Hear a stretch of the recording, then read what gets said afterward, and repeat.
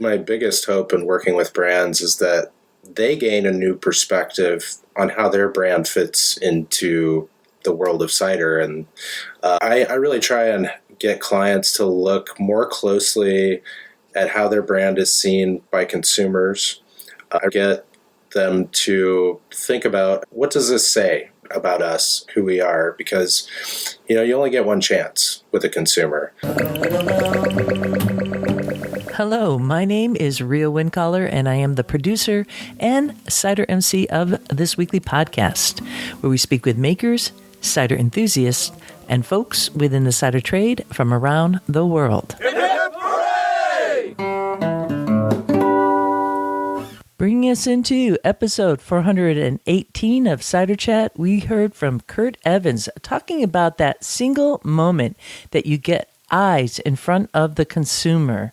And in this case, for this episode, we are talking about marketing and branding, specifically for cider, for the industry. But of course, if you are in the working world and you have a business or you work for a business, I think you'll find this interesting, both from that perspective as a provider of services. But I also think it's really interesting for a consumer to know how brands are, playing to your needs and wants and trying to address that through intelligent design and also creativity at a level that we really haven't had the opportunity to go into at this point in the world, because now we have the internet and we have AI. We have so many things that just up the ante for marketers. And this is a topic that, I spend so much time in. I think I'm kind of addicted to it. Okay, hi, my name is Rhea, and I am addicted to marketing. And not that I have a marketing background. We get into these things because we have interest, we have passion, and passion can lead us a long way. And that's exactly what Kirk is all about. He will tell you about his journey to Cultivator, and that essentially is a design, branding, marketing business. So he works with cider brands, helping them look at their labels, look at who they are. He's going to have some tips for cider makers about knowing your brand, what it means to be bold as a brand, how that looks on a label or maybe what you're putting out in the world, how consistency is really key, and also that, this is a worthwhile thing to invest in. And for myself, this is something, like I said, that I keep on going into over and over again. I've always been curious on how brands market to me as a consumer, starting when I was first aware of that in college. Actually, when I think about it, I may have even been younger when I first heard of the term subliminal advertising. And that was where advertisers were supposedly popping in little subliminal images to just draw you into kind of a mundane picture, like a big billboard. And often these were in relationship to the alcohol industry, where you'd see like a brown spirit, scotch or something being poured into a glass. And somehow within the ice cubes, you were supposed to see something, an image. It may be something, two areas that they would go for. One would be sex and the other evidently death. And still to this day, I don't know if it's a conspiracy theory or not. I did a little bit of a dive into this before I started recording for this episode, because it does sound like there's actually no concrete evidence. But, that's how subliminal works. After a while, you're staring at that ice cube, here you are. I probably was a teenager. And you're like, yeah, I see like a skull and crossbones after a while. You can make anything look like, it's like looking at clouds in the sky and seeing, dancing ponies or dog heads. It does work after a while. But that's a little bit of the rap that advertising has. And that's not the road we're going down on this episode with Kirk, who's probably like shaking his head and going, Rhea, why are you going there right now? But for me, it's the interest that I have in advertising. Once again, both as a consumer, how am I being advertised to? And as a businesswoman out there in the world, how do I reach a certain market? And am I spot on with my brand? So I think you're going to find a lot of value today on this topic with Kurt. He has some great tips, and we'll be going to that featured conversation coming right up. But as always, we do have a wee bit of news out and about in Ciderville. Cider Chat is going to be continuing its current release schedule through the summer. So that means we'll be doing every other week. Aww. Yeah, I know that's tough. It's necessary because there are other projects in the docket that I can't get to while I'm producing episodes, because to actually do every episode of Cider Chat is about a 16-hour deal. We're doing editing and then post-production. That doesn't even include setting up the interviews, actually doing the interviews, and then listening to that and fine-tuning to really bring to you the essence of every conversation instead of a really long, train of thought. When you do a lot of interviews, you start seeing how people think.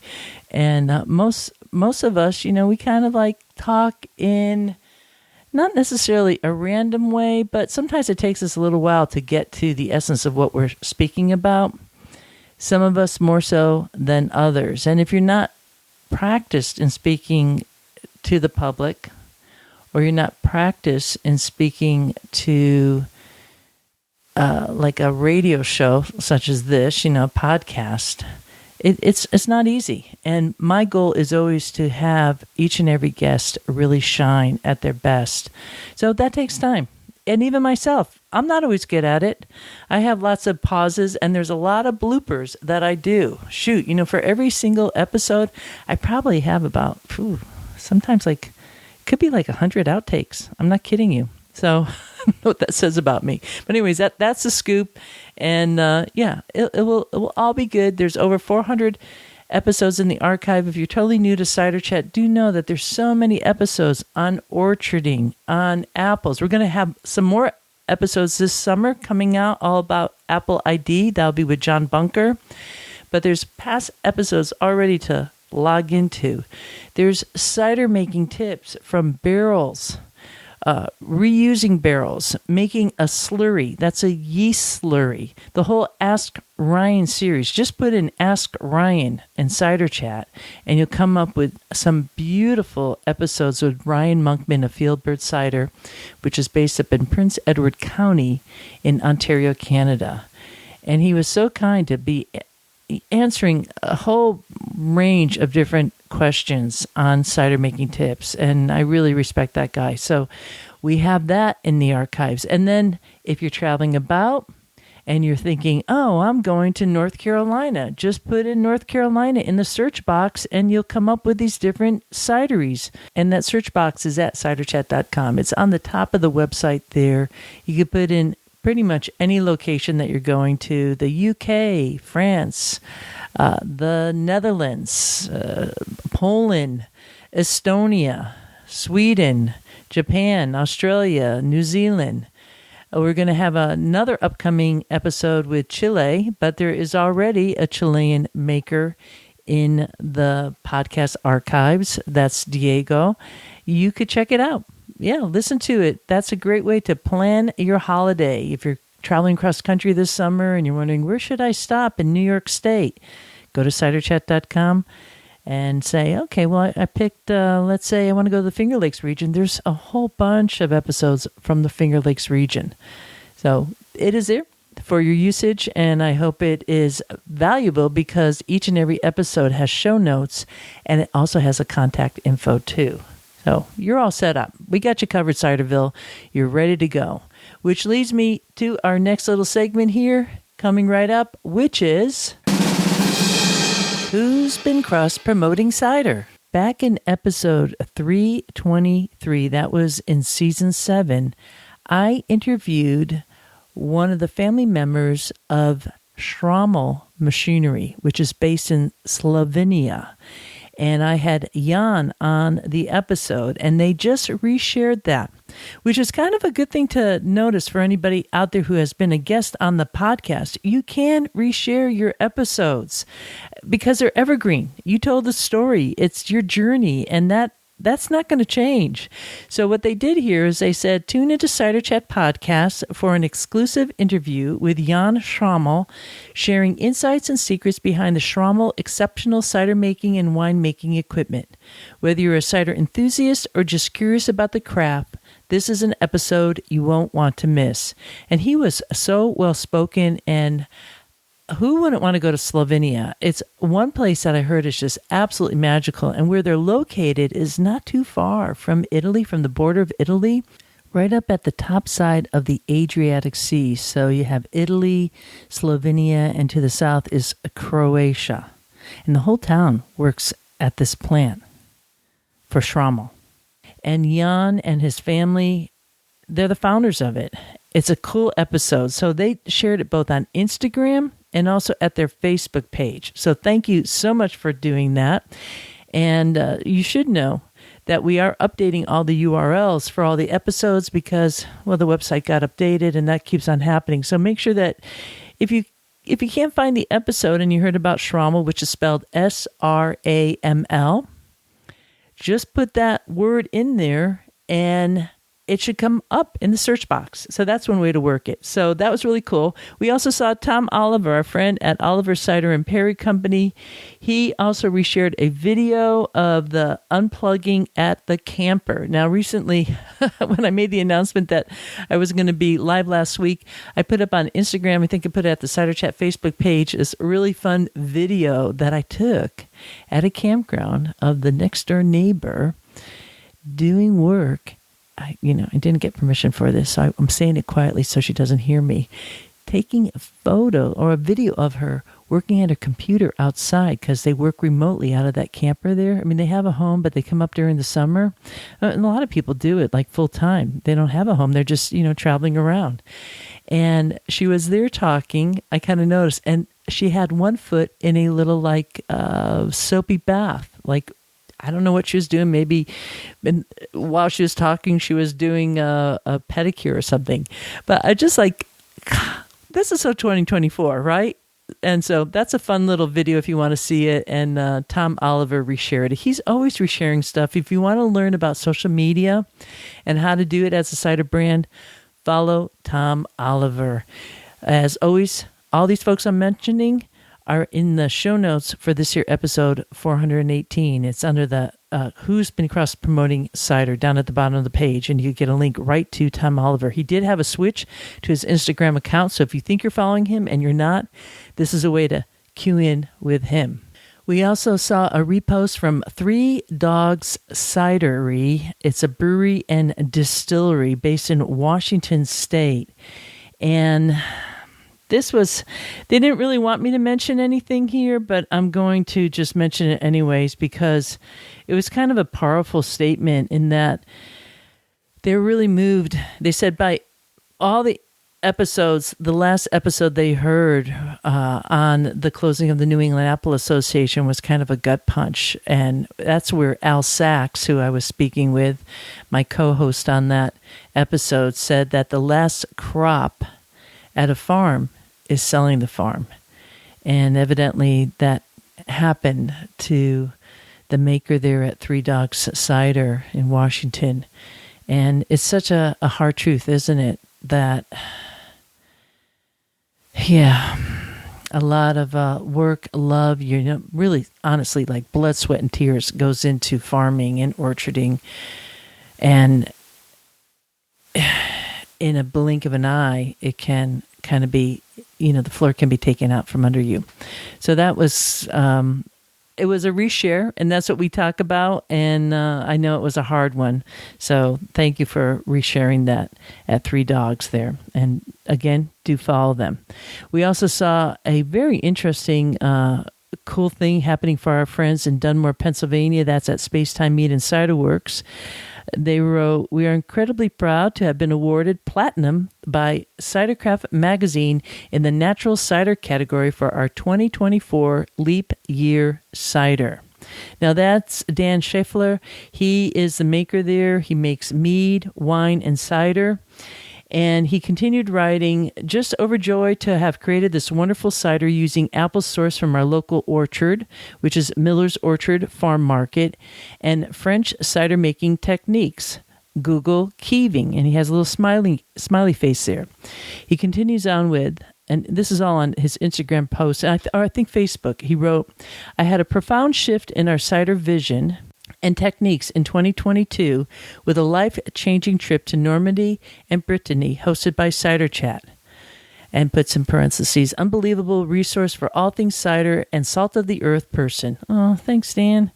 That shift, coupled with day one guiding principle of using locally sourced ingredients, led us to this wonderful cider, all made in our shoebox size of a winery in urban Dunmore, Pennsylvania. So that was a really nice share, and he mentioned the cider tour because he and his wife Lisa were on that cider tour in 2022, and anyone else that's been on that cider tour, and I know that there's a number of you listening right now, it was life-altering because we made friends forever, and it's always an amazing experience. In case you don't know, I do lead cider tours both nationally and internationally, and there's usually one coming up. The next one is going to France once again this fall, but if you want to get on the info list for cider tours, Totally Cider Tours, do send an email to info@ciderchat.com. We also saw a mention from Hard Cider Guy. That's Adrian. He reshared the reel about the New England Apple Association. That really hit people. Like, folks, we're not happy about hearing that could close. There's a part of me that says, no, this can't be. We got to resuscitate it. Don't let it happen. If you want to hear what we're talking about, again, go to the last episode, number 417. All about the bittersweet closure of the New England Apple Association. Anyways, Adrian's a really cool guy. He's at Hard Cider Guy, and he's based in New Jersey. He's a new father, so congratulations to you for that. And he's also now working with the New York Cider Association, so it's working with Scott Ramsey. And it looks like they're doing some really great stuff there. If you'd like to be mentioned on who's been cross-promoting cider, all you have to do is reshare something that Cider Chat has put out. It's one way that we're trying to let people know out there in Ciderville who are cider curious that there is a resource such as Cider Chat. And especially if you want to educate your consumers, this is a great way to share that. Use the hashtag #XPromoteCider. And we'll be good to go. I'm reading this off an Excel file here that we'll be resharing at the end of this year in a final episode all about cross-promoting cider. Walking through the orchards. Up next is my featured conversation with Kirk Evans of a Cultivator. He'll be bringing us into his journey to cider and what Cultivator is all about, making this a very good time to grab a glass and join this chat. I've been a professional graphic and web designer for around 15 years. When the pandemic happened, I was kind of a casual cider drinker. On my hands, my business was sort of, as most people's business, sort of ground to a halt at the beginning of March in 2020. And a friend of mine had given me a cider making kit, with the plastic jugs and bottle cleaners and various things, and hadn't used it up to that point, but decided, well, this is a good time to maybe start making cider. And it just really quickly snowballed into this obsession with cider. All the uncertainty going on at that time.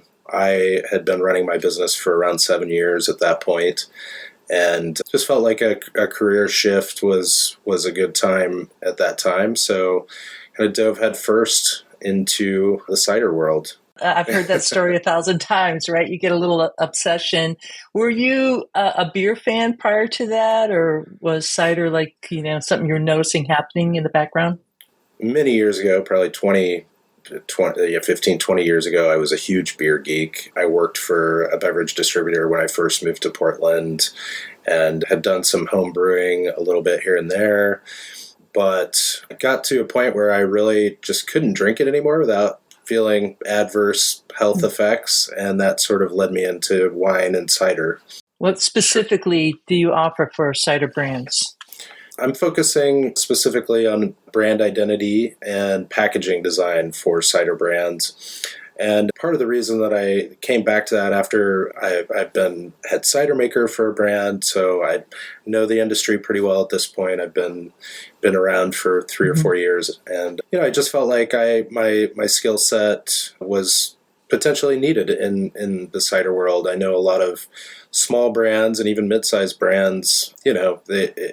Running a cidery, as I'm sure you've talked to many cider makers, is often you're just chaos. It's you're being pulled a million different ways, and I think when I talk to these brand owners, branding and packaging is something that they do think about, but often don't have the time to devote or resources to devote to getting their packaging and branding in a really good place. What is brand identity in your eyes for this industry? The difference between a logo, just having a singular mark, and a brand identity is much more thought out. It involves what is the voice of the brand? What are other graphical elements that go into a brand? So icons and various different types of logos. A lot of people don't realize, okay, well, if I have a logo that's tall and stacked, it may not work for a sales one-sheet application for their salesperson. So there's a lot of things that go into that. And usually when I do branding, I build out what we call a brand guideline, which is usually a 20 to 25 page document with all of those elements kind of put together so that a brand can really reference that as they move forward. Is there that 3-minute elevator pitch that is the brand identity? Because that's what I often hear. If you can't explain it in 3 minutes, then you don't solidly have what your brand is. Yeah, I think to some degree. I think that most of the clients that I work with are not graphic designers. They're not branding specialists or packaging specialists. To them, having a mark or a logo that they're happy with is enough. But the reality is that without that sort of forethought before the brand, one being, like I mentioned, the brand voice, how are you speaking to consumers? Those are the sorts of things that are so important to think about for even small brands, because like you said, a lot of the time you're making a pitch on either social media. That's traditionally the way most cider brands market. And I think it's important that you have really well thought out, complete brand and not just a logo, because it makes a huge difference long term. Does that mean that their messaging on social media should be consistent, right? Number one. Yep. And two, it becomes about the cider maker wanting to make that personal connection on Instagram or Instagram Live or Facebook, TikTok. Is that really what one should be doing in brand identity? Talking about your personal story or about the cider? Like, how does that fall in for the cider category? Yeah, I think it can be both. I tell people all the time, especially startups, that brand is an extension of yourself. So we're complex and nuanced, just like cider is. So really digging into who you are as a person, you can reflect that through your branding. And I don't think that there's anything wrong with, if you're a small brand and you're just one person making cider, or two people, family, often a lot of times these are family affairs, bringing that personal touch into your brand is great. For bigger modern brands, that's a little bit more difficult at times, but I still think it's important to have a good story and have a connection to the people that make the product. For farm to table products, that's what it's all about. People wanting to know exactly who sourced that.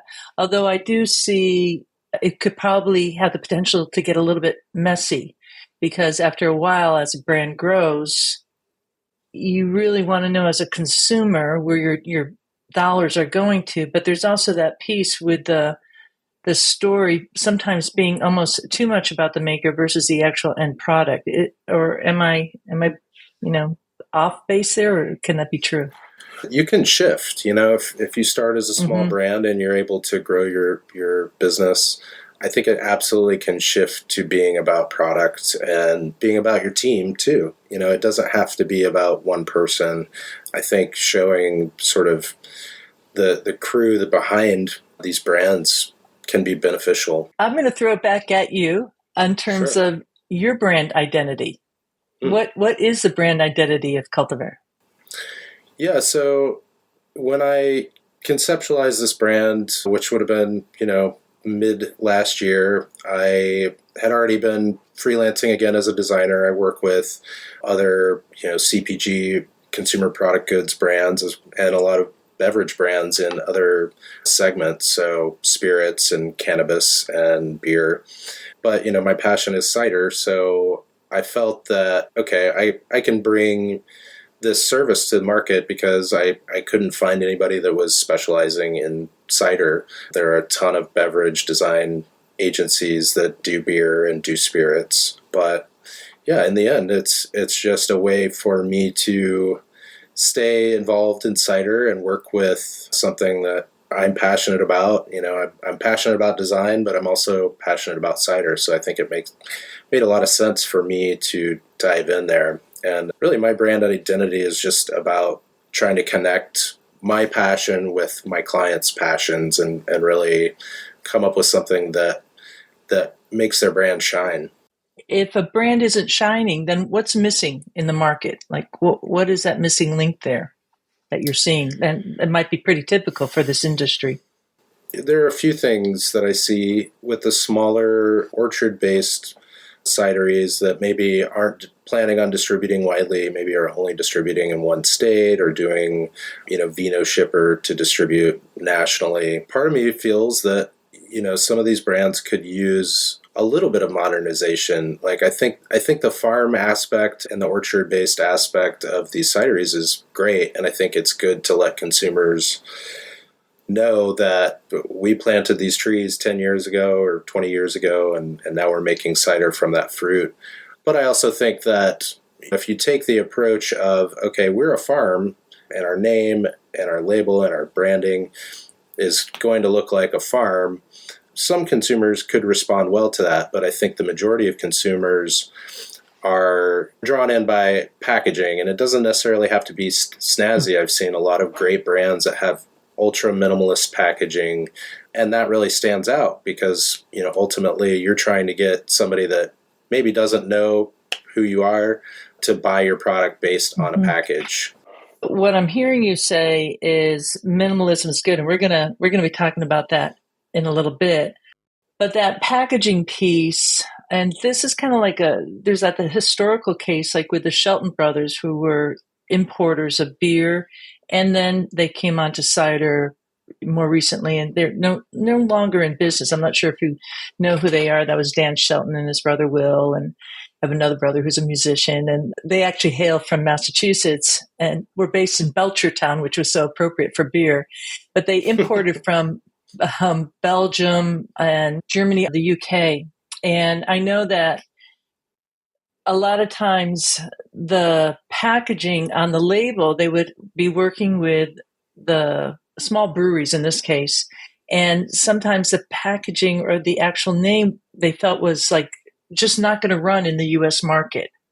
And we saw this, it wasn't actually a Shelton Brothers move, but it was a cidery up in Quebec, which we've had on the podcast back in like season 1 or something. And that was La Vierge.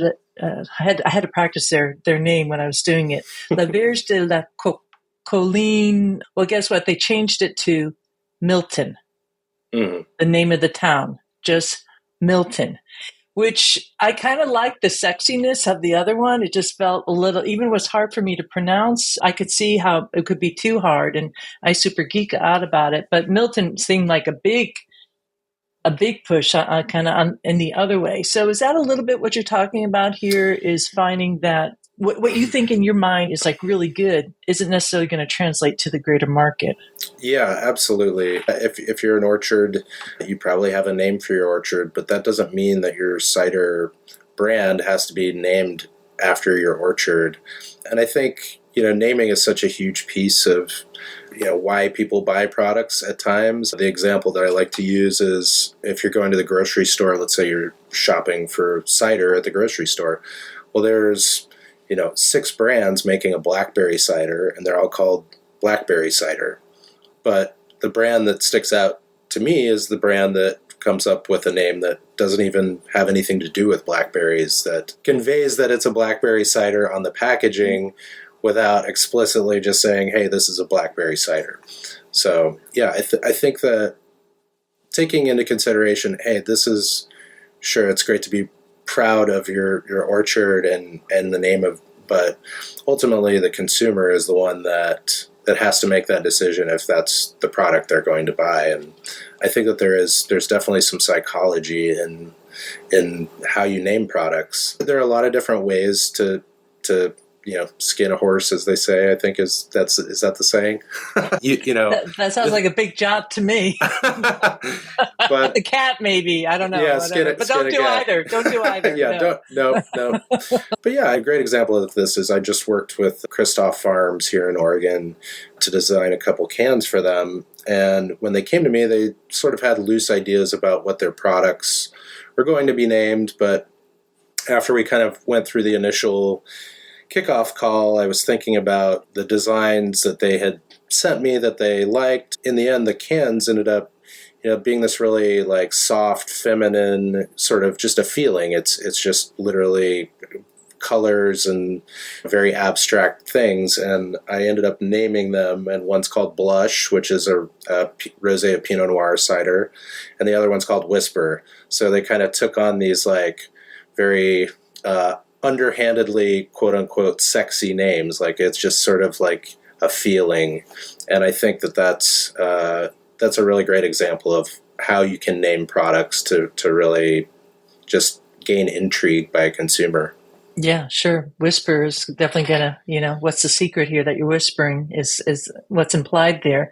I think I have seen that new product, and it kind of looks like a little bit of like a throwback type of label, where it's that like minimalist approach a wee bit, and instead of like abstract art, you're just giving really a kind of a clean design. And I'm sure that part of your work is really looking at the brands, but also the consumers constantly. Sure. Is this true? Like, do you like spend equal time like delving into the mind of the consumer, because that is constantly changing right now?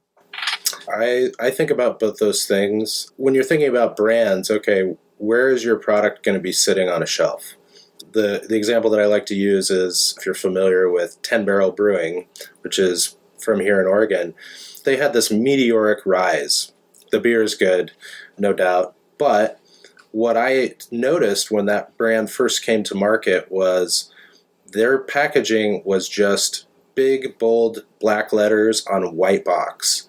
And when you walk down a beer aisle, and if you soft focus your eyes, everybody's trying to be colorful and vibrant and stick out with their packaging.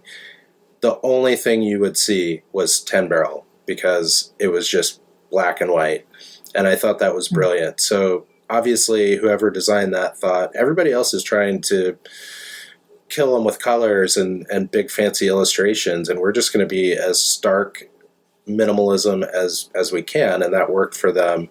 From the consumer's perspective, if I'm looking at a bottle on the shelf as a consumer, I want to be drawn to it, whether it be subconsciously or not. We're oftentimes just drawn to, this label is really cool looking. I want to see what's inside the bottle, and if it's a great product and a good package, people will come back and buy that again and again. Yeah, I think that's a big thing, is how do you get people to come back and buy it again when, you could just go right next to that shelf and try 15 other different products there. If you're lucky enough to live in an area where you have that option, you have to be very fluid in this market. Would you agree? Because if the branding changes depending on sometimes even the season. And that's hard for producers, because labels cost money. They have to get approved. They have to go through a whole, rigmarole, art design, a lot of fingers on the pulse there. How does small cider makers approach that kind of brand marketing so they could, afford somebody like yourself, and then, all the other players that are part of that? that singular brand focus. I realize that margins are tight in cider. I try to be pretty reasonable with my pricing. I know if I'm working with a small producer, they probably don't have a lot of money to spend on labeling, but ultimately it's one of the most important things you can spend money on as a business because you are competing against oftentimes many, many other makers. In Oregon, we probably have, I don't know, 50 or 60 different cideries. When you go to the bottle shop, you're competing against 50 or 60 others plus, international and other cideries. Ultimately, you're trying to grab attention from an average consumer that may not even know who you are. I think it is one of the most important things that you can spend money on. You can have the best cider in the world, but if you can't get eyes upon it, can you then sell it? I also truly believe that in the end, it has to be good quality product, and that's what's going to stand out. Yeah. And if that isn't rock solid, then that's where you have to kind of step back and say, okay, what am I delivering to the market? Because at this point, we are, in my mind, I'm thankful we're getting a more and more of a sophisticated audience upon cider. Yeah, absolutely. The product is ultimately what matters the most. Consumers, you have to get them to the product, and you do that through packaging. Some of my absolute favorite cider in the world has some of the worst packaging, and I'm I'm really happy that I got that. If they're your favorite, go ahead and mention, if you want to. I don't know. No. That could get tricky, but when a brand works with you, what should they hope for by working with you, Kurt, your business, your model here? And is that based upon, I'm going to deliver a certain amount of eyes on this? What can they expect the final product to be? My biggest hope in working with brands is that they gain a new perspective on how their brand fits into the world of cider. And I really try and get clients to look more closely at how their brand is seen by consumers.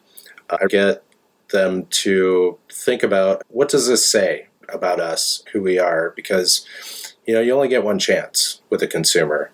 The other thing that I really pride myself on as a designer is take their words and figure out how to design for that client, because every client is so different. I mean, really, you could have a client that's very masculine. You can have a brand that's very feminine, or somewhere in the middle, artsy. There's a million different ways you can design things. I really try to be able to design a wide spectrum of different looks.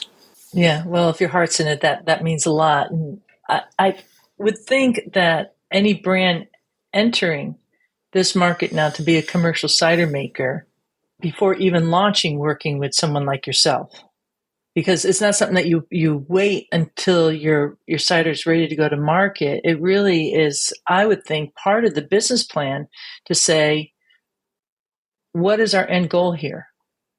Yeah. What is the final outcome? Is that true? Is that the way to look at it? I think that's one of the first things that a new brand should look into. Part of my job is to make them dig deeper into who they are as a brand. I have found, though, just in the last 6 months or so that I've been doing a lot of cider work, a lot of these brands, it's go, go, go, go, go. We're bottling in 2 weeks. We need a label, and so I haven't seen a lot of that real, well thought out, scenario just yet. But, like I said, I understand from working in cider, it's can be one of the most chaotic jobs that there is. So it's oftentimes a secondary thought. That would be a costly mistake to make if you're not thinking about it until that final piece. And I know, just being a businesswoman, it's hard to kind of keep up with the pace of daily life. But I would think that would be a really well thought out business plan to have that built into your budget, to have brand recognition and be really clear what your mission statement is. Is that written into your brand identity, your mission statement? I usually try and explore what are they about at the core, because that helps me design. If a brand says, hey, we're a fun, quirky brand, that's going to be a totally different project than somebody that says, hey, we're really serious, we're purists, Mm-hmm. we have this elegant product. I mean, those are two wildly different objectives for me as a designer, Mm-hmm. but certainly for them as a business too. So how I convey that through design is super important. Are you a marketer or are you a designer? I am both. I owned a digital marketing agency before COVID that built a lot of websites, did SEO, advertising, at PR, etc. I'm trying to focus on design, and design is part of marketing. Branding is a huge part of marketing. Brand identity is a huge part of marketing, because if you don't know who your brand is, there's no way for you to tell a consumer what your brand is about. Mm-hmm. So, I think of them as sort of, it's a twofold thing. They're part of each other. Yeah, I would think so. But one could be a good designer, but not really know a lot about the market, I suppose, too.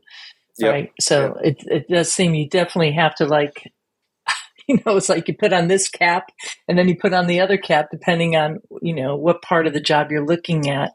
And that's a lot to take in. I feel like all I consume daily is marketing, marketing, marketing. And in the cider industry, I feel like we talk a lot to each other, which is wonderful. I love the community. I love Ciderville worldwide. It's a super engaging audience.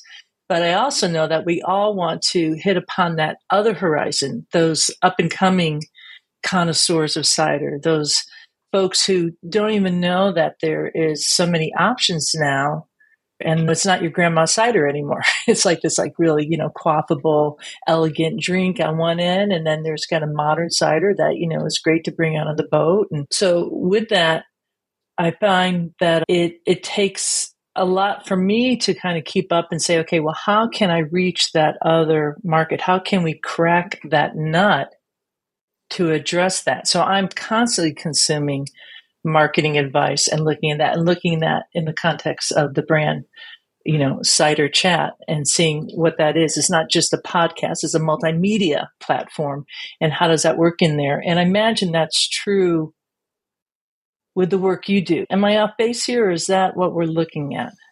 Unless you're using a flip phone at this point, everybody is really bombarded with advertising and marketing all the time. And whether you're just a casual consumer or somebody like us that's, really involved in the industry. And obviously, the like you said, the lovely thing about our cider community is that it's still a relatively small industry. And I think that, we have this great community and camaraderie, but, ultimately our job is to try and bring more consumers to cider. And so, I hope that through what I do, I can maybe help bring a few more consumers into, drinking cider. As I said, I was a casual cider drinker, and then COVID hit.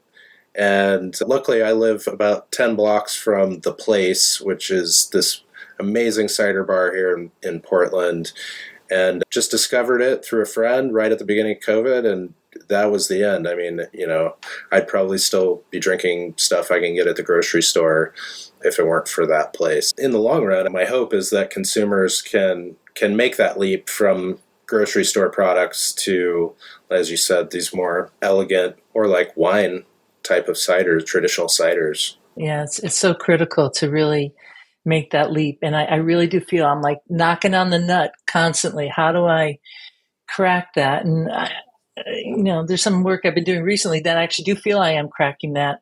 And that's just by sharing info and getting people on board to do cross promotion of cider, news and stuff. That's working quite well, but it's bigger than that. You're looking at it from a brand perspective. And I really have to say, I am so fascinated by this. That's why I was stoked to talk to you, because it's not a conversation that you don't really see it at the conferences so much, talking about Mm-hmm. branding at that level. And frankly, I think it's kind of a hard conversation for the cider industry, because it's a reflection back. We're fun loving, we're chillax kind of people by and large. I'm making some generalizations here, but we like to have fun. We like drinking each other's cider.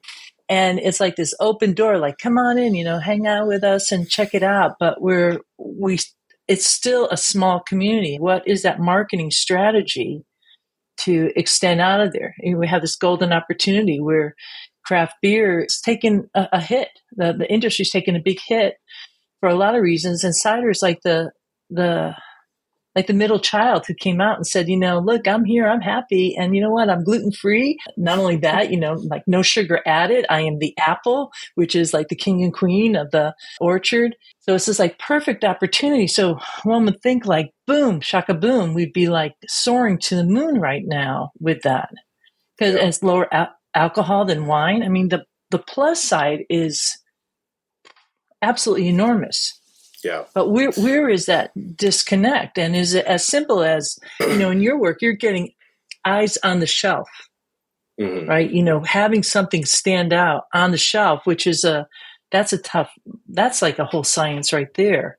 Do you have tips for cider brands? What would be some of the questions that they should be thinking about before working with you? My job is to get people to think more deeply about their brand and who they are. So I think before anybody ever gets in touch with me, I think it's really important that they know themselves well. They know who they are well, even if they're a new brand. I just started with a new client this week, and I'm really excited because they've clearly put a lot of thought into who they are. They chose a great name, in my opinion, and that makes my job easier. If you know really deep down who you are as a brand and what you're trying to say, that helps me do my job much, much easier and more efficiently. So, yeah. And, if you don't mind me kind of going back to one of your points about, craft beer kind of, and I think this plays into what I'm trying to do as a designer with Cultivar is, yes, craft beer is kind of on the decline, but there are some craft beer brands that are doing quite well. And I think what we have to maybe consider is, as cider brands, is okay. There's hardly anybody marketing or that has branding or packaging that's along the lines of some of these really strong craft beer brands, or even craft seltzer, or even a product like Liquid Death. It's water in a can. Who would have thought?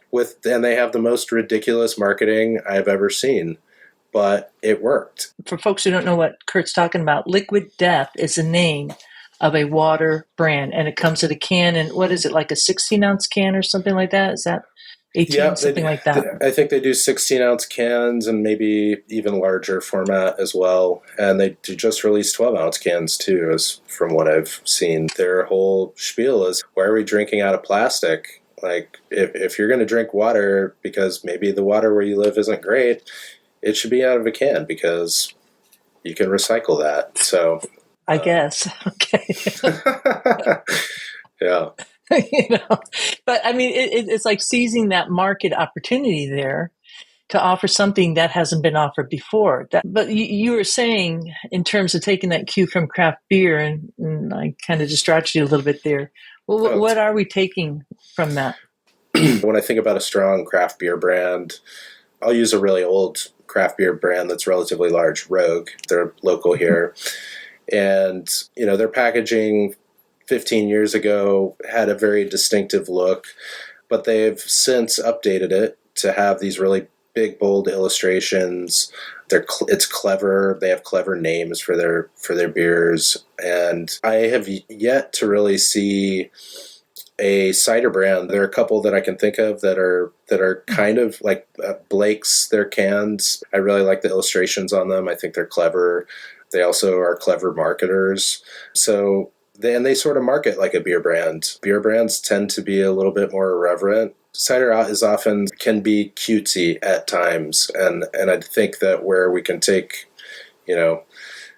cues from craft beer is you can be bold and disruptive as marketers and really set yourself apart from the rest of the cider brands that you're competing with. Mm-hmm. Yeah, that's a very good point. And knowing that some consumers are going to dig it and some aren't.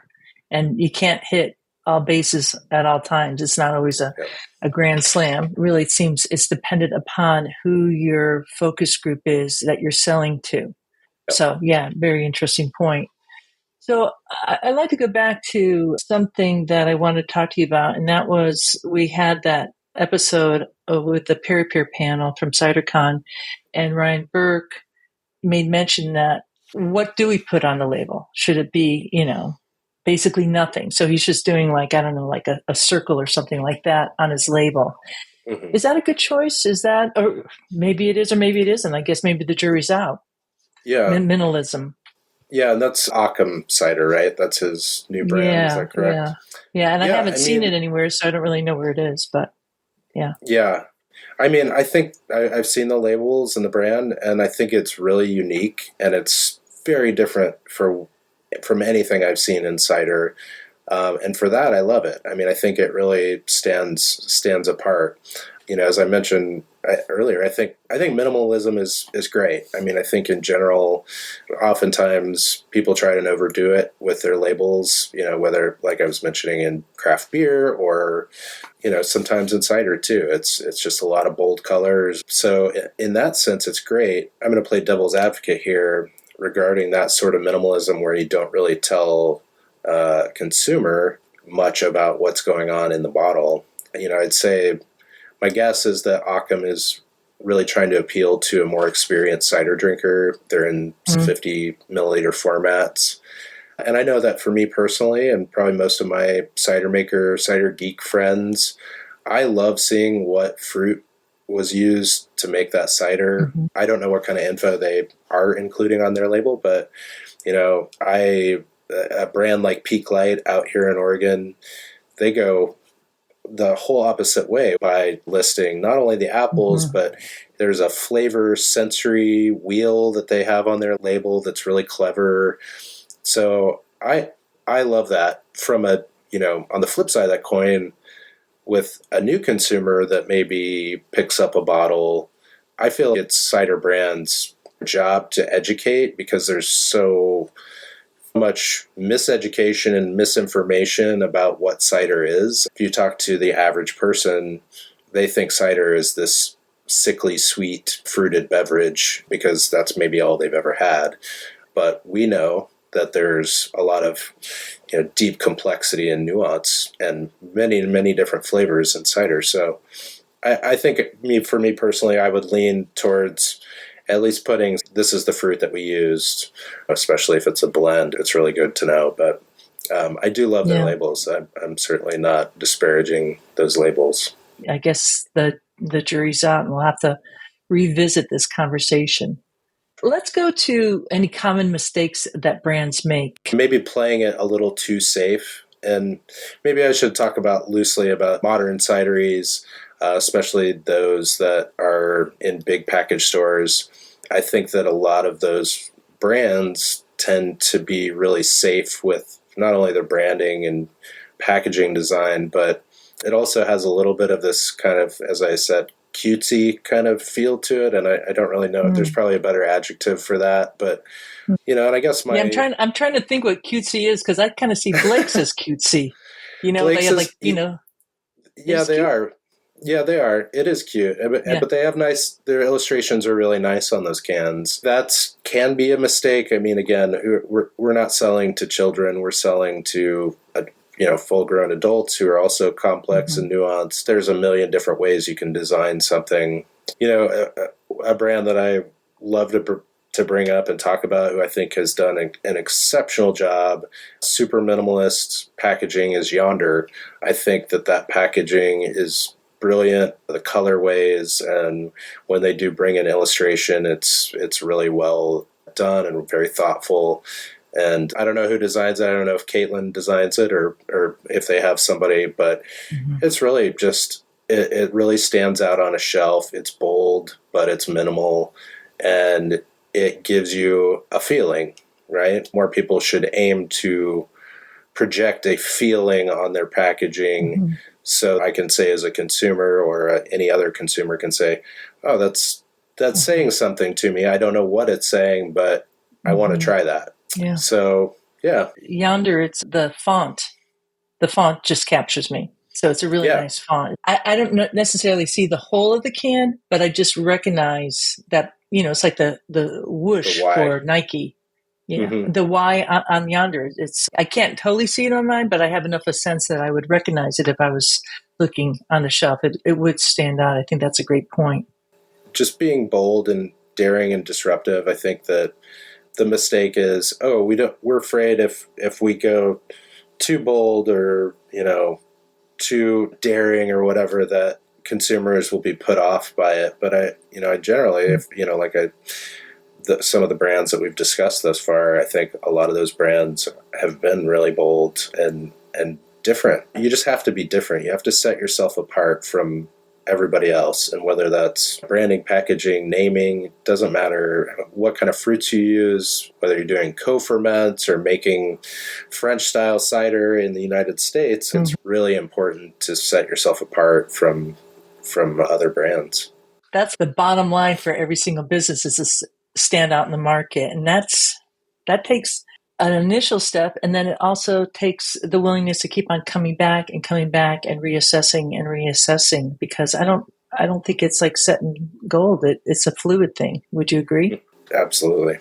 Do you have a 5-year plan for your business here in terms of what you're doing? You kind of like took this big dive, a lot of changes, a lot of things came out of COVID, and here you are looking forward. And I know when I ask this also kind of plays into on how you view the cider market growing, because if it's not doing well, then, why stick with one kind of area? So I'm prefacing that, but yeah, what's your plan? My hope is that I continue growing both internationally and regionally. This is not my 100% day job. I do freelance design, packaging design for other agencies. I hope that next year that I can just focus solely on cultivar and just be working in cider. 5-year plan is to make a name for myself where people know if you need branding and packaging, or if I need branding and packaging, this is the person to go to. So that's my hope. But I also do have aspirations to open my own cider brand at some point in the next few years. So we'll see. It's hard to say. Well, good luck with that. Thank you so much, Kurt, for spending some time here and sharing your thoughts on that topic. Thank you, Rhea. I appreciate you having me. If you'd like to reach out to Kurt Evans and get his contact info, just go to the show notes for this here episode 418 at ciderchat.com.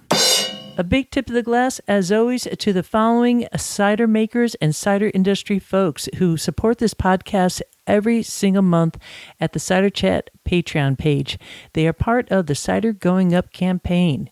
And we have Ross on Wye Cider and Perry Company based in Ross on Wye. It's a total gem of a cidery. They have the U Tree Pub. They have the upcoming Ross Cider Fest, which takes place for U.S. citizens over our Labor Day weekend. It's a 3-day cider event. We also have a Duck Chicken Cider, which is based in South London. They are based out of their apartment, but you have to search out in London area to find their ciders, and it's totally worth your time. We also have Spacetime Meat and Cider Works in Dunmore, Pennsylvania. Insider Japan, Japan's first and only bilingual magazine covering the cider universe. And Esoterra Cider Works in Dolores, Colorado. Taddy Bogle Cider Works in Acme, Pennsylvania. Bent Ladder Cider and Wine in Doylestown, Ohio. Press Then Press, an online cider shop, which is a family run. Its hub is in Seattle, Washington, and they have a very select choice of ciders, both national and international collection that you could get delivered right to your doorstep. And the American Cider Association, which is an organization of cider and perry producers in the United States. And of course, Oliver Cider and Perry Company and Locust Grove Cider and Brewery, which is based in Milton, New York. So that's right along the Hudson River on the west side of the river. Hooray! You too can become a patron by going to the Cider Chat Patreon page. Just Google Cider Chat and Patreon. That's spelled Patreon. And with that, I leave you here. This is Rhea Windcaller signing off for now. Looking forward to seeing you in Ciderville. We like cider. We like palms. We love orchards.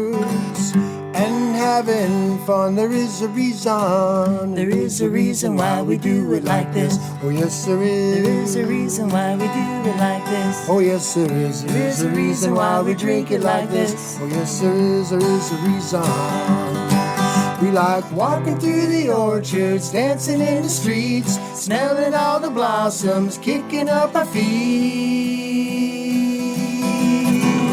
We like cider.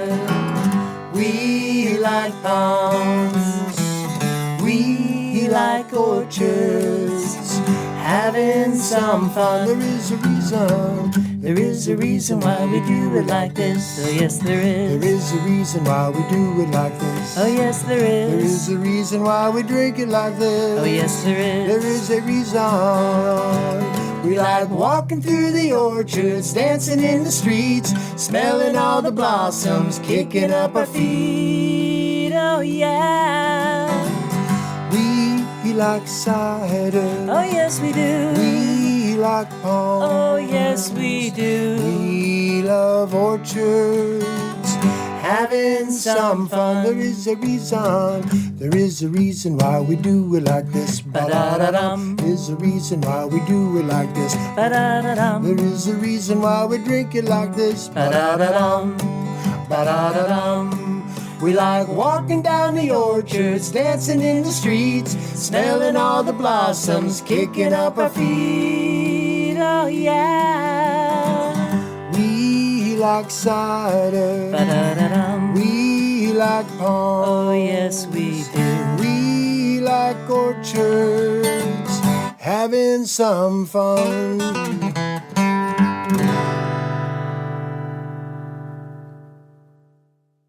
Yeehaw!